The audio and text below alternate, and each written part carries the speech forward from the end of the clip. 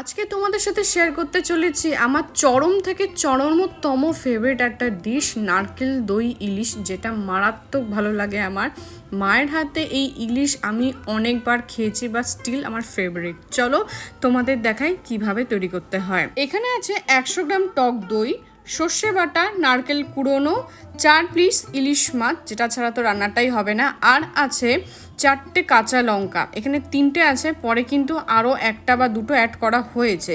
লঙ্কাটা তোমরা পরিমাণ অনুযায়ী কিন্তু দিতে পারো। এরপরে এক এক করে প্রত্যেকটা জিনিস কিন্তু মিক্সিতে দেওয়া হবে বাটার জন্য। প্রথমেই তোমরা দেখতে পাচ্ছ নারকেল কুড়োনো, সেটা কিন্তু 2.5 টেবিল স্পুন দেওয়া হচ্ছে। এরপরে দেওয়া হবে সর্ষে বাটা। সর্ষে বাটা মোটামুটি 1 টেবিল স্পুন বা 1 টিস্পুনের মতন তোমরা দিতে পারো পরিমাণ মতন। যেহেতু আমাদের ঝাঁঝটা একটু বেশি লাগে, সেই কারণে আমরা একটু কম পরিমাণে সর্ষে বাটাটা ব্যবহার করেছি। এরপর এখানে দেওয়া হবে কাঁচা লঙ্কা 2টো, এরকম ভেঙে দেবে, তাতে একটু ঝাঁঝের পরিমাণ এবং ঝালের পরিমাণটা বেশ ভালো হয়, যেহেতু আমার বাড়িতে ঝালটা বেশি খায়। এরপরে অল্প পরিমাণে কিছুটা জল দিয়ে খুব ভালো মতন কিন্তু বেটে নিতে হবে। দেখতে পাচ্ছ এই যে মিশ্রণটা তৈরি করা হয়েছে, এটা কিন্তু একদম ক্রিম ফর্মে আছে, ঝোলা কিন্তু হবে না বা জল জলে হবে না, একদম ক্রিম ফর্মে কিন্তু ঠিক এরকমভাবেই বেটে নিতে হবে। এরপর কড়াই গরম করে তার মধ্যে পরিমাণ মতন কিছুটা তেল দিয়ে সেটাকে গরম হতে দেব।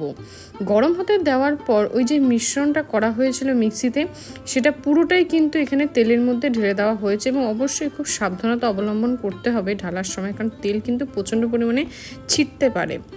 এরপর ভালো করে কিন্তু এই তেলের মধ্যে মিশ্রণটাকে নাড়িয়ে চাড়িয়ে খুব ভালো মতন কিন্তু মিশিয়ে নিতে হবে। এরপরে এক এক করে পরিমাণ মতন নুন, কিছুটা পরিমাণে হলুদ দিয়ে তারপরে সেটাকে খুব ভালো মতন কিন্তু নাড়াচাড়া করতে হবে।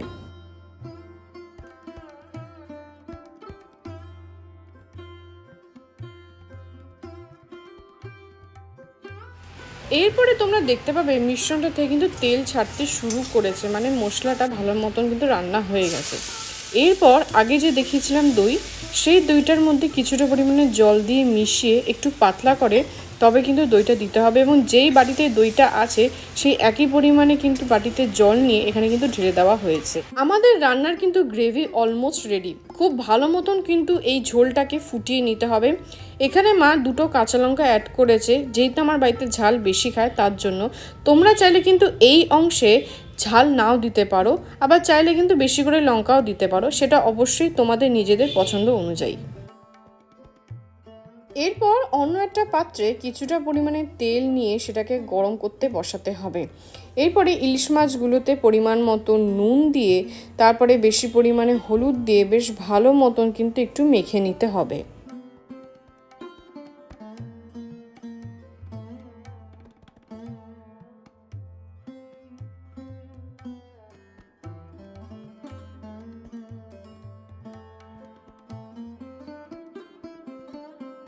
দেখতে পাচ্ছ মাছগুলোকে নুন হলুদ দিয়ে মাখার পর এক এক করে কিন্তু তেলের মধ্যে ছাড়া হচ্ছে ভাজার জন্য। মাছগুলোকে কিন্তু খুব অল্প পরিমাণে তেলের মধ্যেই ভাজতে হবে, কারণ ইলিশ মাছ ভাজতে খুব একটা বেশি তেলের প্রয়োজন হয় না।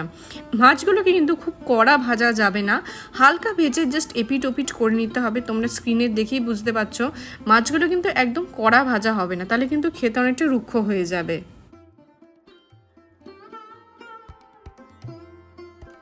মাছ ভাজা কিন্তু আমাদের কমপ্লিট হয়ে গেছে। এরপরে কিন্তু এই ফ্রাই প্যানটাকে সরিয়ে নেওয়া হচ্ছে, কারণ এর মধ্যে কিন্তু দেওয়া হবে অন্য পাত্রটা, যেটার মধ্যে গ্রেভি অলরেডি করা আছে।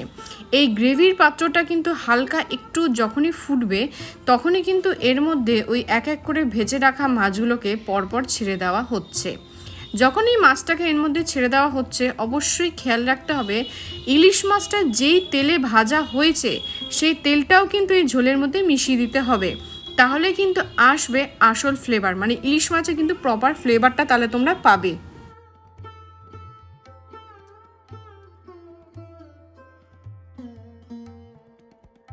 এই অংশে তোমরা দেখতে পাচ্ছ মাছগুলো কিন্তু একদম ঝোলের মধ্যে টকবক করে ফুটছে, অর্থাৎ মাছ কিন্তু আমাদের অলমোস্ট রেডি হয়ে গেছে। এরপরে কিন্তু ঢেলে নেওয়ার পালা। দেখতে পাচ্ছ মাছগুলো কিন্তু একদম রেডি হয়ে গেছে। তোমরা দেখতে পাচ্ছ নারকেল দই ইলিশ কিন্তু আমাদের তৈরি হয়ে গেছে। মা খুব সুন্দর করে কিন্তু সার্ভ করেছে।